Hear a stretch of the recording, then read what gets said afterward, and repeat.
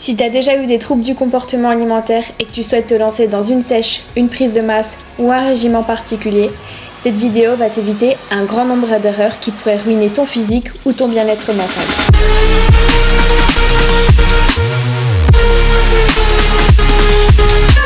Hello tout le monde, bienvenue dans cette toute nouvelle vidéo. Beaucoup de l'ont demandé, aujourd'hui je vais vous faire un retour de ma sèche et de ma reverse que j'ai déjà entamée et bien heureusement. J'ai mis un peu de temps mais je voulais avoir suffisamment de recul et d'expérience avant de vous parler de tout ça. Faire une sèche quand on est passé par des TCA peut causer tout un tas de problèmes. Pour ma part, il m'est arrivé pas mal de choses durant ces 6 derniers mois et le but de cette vidéo est de vous éviter un grand nombre de difficultés. Mais pour ça, il faut reprendre les choses dans l'ordre. Tout d'abord, pourquoi est-ce que j'ai décidé de faire cette sèche? Comment est-ce que je m'y suis prise et pour quel résultat au final? Ensuite, une question importante, comment est-ce que j'ai fait pour ne pas regrossir après? Et enfin, je vais répondre à cette question un peu délicate. Est-ce que c'est possible de faire une sèche quand on a eu des TCA? Pourquoi est-ce que j'ai décidé de faire cette sèche et comment est-ce que j'ai procédé? Depuis que j'ai commencé la musculation, j'ai toujours voulu diminuer ma masse grasse, mais j'ai jamais fait de vraie sèche pour 3 raisons. Premièrement, parce que je n'avais pas forcément un grand taux de masse grasse. Deuxièmement, parce que depuis que j'étais atteinte d'anorexie, je ne supporte pas d'avoir trop faim et d'ailleurs, je supporte pas non plus de manger quand j'ai pas du tout faim. Je suis quelqu'un qui écoute beaucoup son corps, ce qui n'est pas vraiment compatible avec une sèche ou une prise de masse puisqu'on va à l'encontre des signaux de notre organisme. Et troisièmement, parce que j'avais peur de retomber dans les TCA. Mais vous vous doutez bien que si je me suis lancée dans cette perte de gras, c'est que les choses ont changé. Depuis que j'ai débuté la musculation, je ne suis montée qu'une seule fois sur la balance. Si je me pesais pas, c'est parce que je savais qu'en pratiquant ce sport, mon poids allait augmenter. D'ailleurs, cette fois-là, c'est même pas moi qui l'ai voulu puisque c'est un ami qui voulait que je teste sa balance. Et j'ai été surprise de voir que je faisais 47 kg, c'est-à-dire le même poids qu'avant d'avoir débuté la muscu, parce que j'avais tout simplement pris du muscle et perdu du gras en même temps. Donc jusqu'ici, pas d'inquiétude de ma part. Tout a commencé quelques mois plus tard quand j'ai été contrainte de remonter sur une balance pour mes examens dans le but de devenir coach sportif. Et là, ça a été une catastrophe quand j'ai vu le poids affiché. Ça faisait longtemps que j'avais pas été aussi lourde et quand j'ai vu le chiffre, la première chose que je me suis dite, c'est que c'était non seulement du muscle, mais aussi du gras. Alors qu'avant de me peser, je ne m'étais même pas rendu compte que mon corps avait changé. C'est vraiment à partir du moment où j'ai vu mon poids affiché que je me suis trouvée grosse. Et c'est là que je me rends compte de l'influence que peut avoir ce tout petit chiffre sur notre cerveau. Bref, j'avais une image complètement déformée de moi-même. Le jour même, j'ai décidé de me lancer dans une petite sèche sans me douter que ça allait partir en vrille. Au niveau de mes objectifs, j'avais une idée de ce à quoi je voulais ressembler physiquement, mais je voulais aussi revenir à ces 47 kg sans perdre de muscle. Comment est-ce que je me suis prise pour atteindre cet objectif? Avant de commencer le déficit, mes calories de maintien étaient aux alentours de 2200-2300.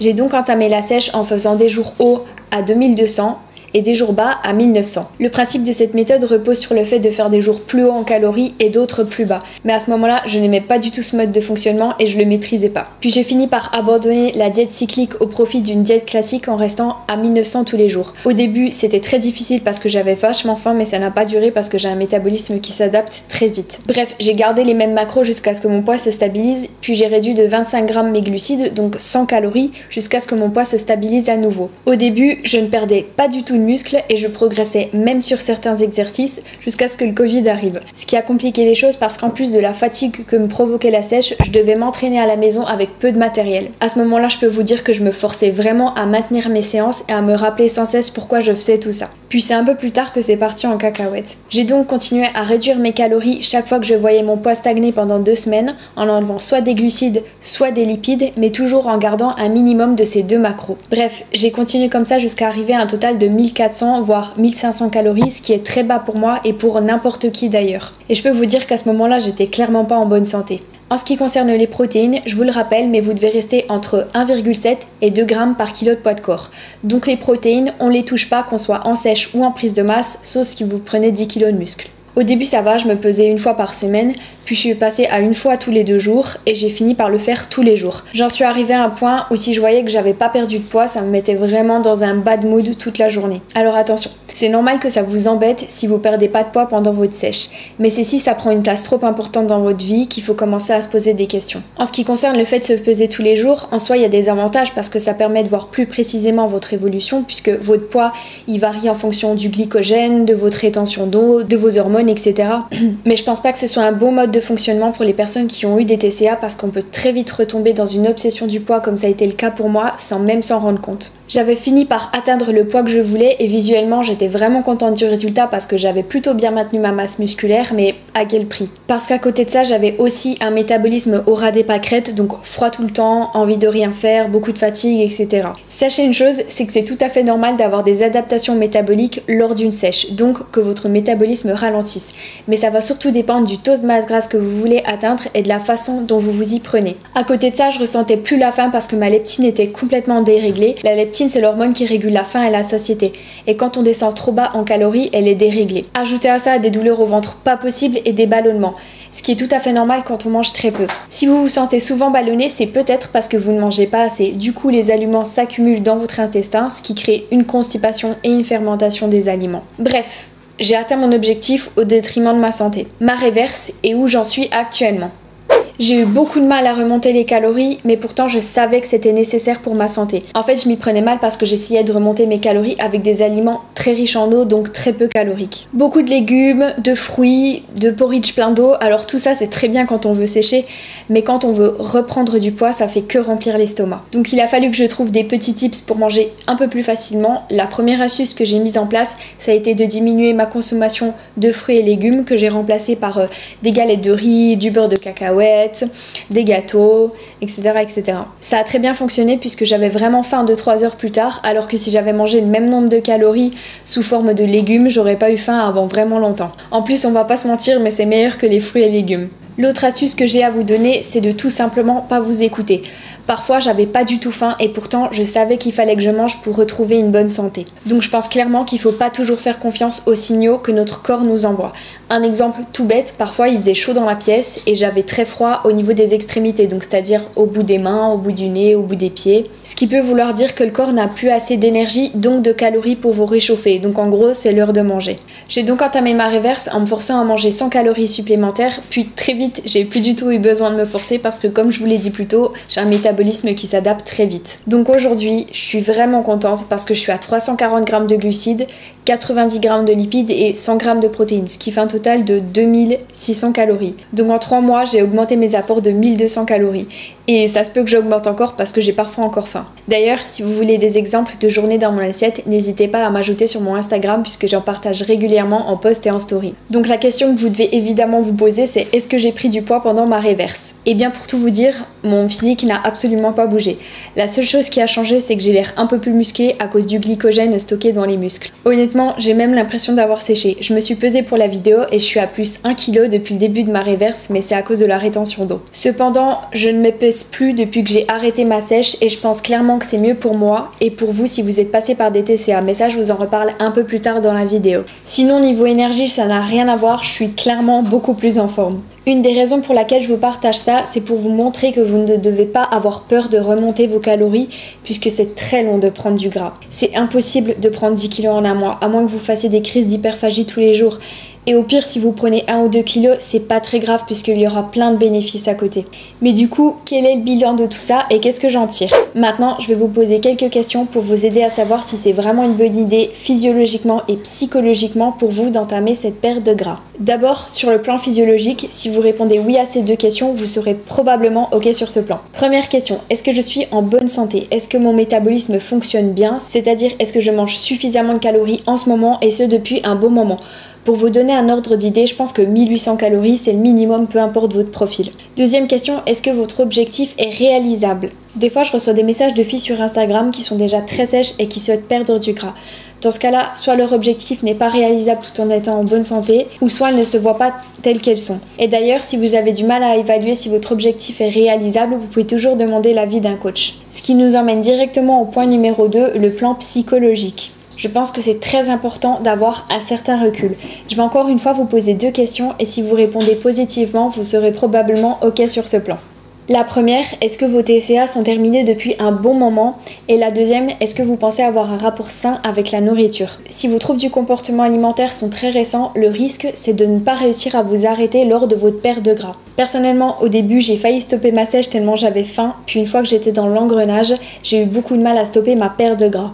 Et c'est exactement ce qui s'est passé quand je suis tombée dans l'anorexie. Et croyez-moi, les troubles du comportement alimentaire peuvent revenir plus vite que vous ne le pensez. Donc si vous pensez avoir ce recul et que vous voulez vous embarquer dans une sèche, je vous conseille de garder à l'esprit que vous restez une personne fragile. Mais en vrai tout ça c'est un peu lié parce que si vous allez bien sur le plan psychologique, normalement vous allez aussi bien sur le plan physiologique. Mais si je vous pose quand même toutes ces questions, c'est pour vous aider à y voir plus clair et pour ne pas vous mentir à vous-même. Parce que c'est ce qui se passe chez beaucoup de personnes qui ont eu des TCA. Si après tout ce que je viens de vous dire, vous avez envie de vous lancer dans une sèche, je vais maintenant vous donner quelques conseils que j'aurais beaucoup aimé avoir. Le premier conseil que j'ai à vous donner, c'est d'établir un plan d'action précis. Je vous déconseille fortement de vous fixer un objectif de poids car il est tout à fait possible de prendre du muscle et de sécher en même temps, ce qui veut dire que le poids sur la balance ne bougera pas forcément.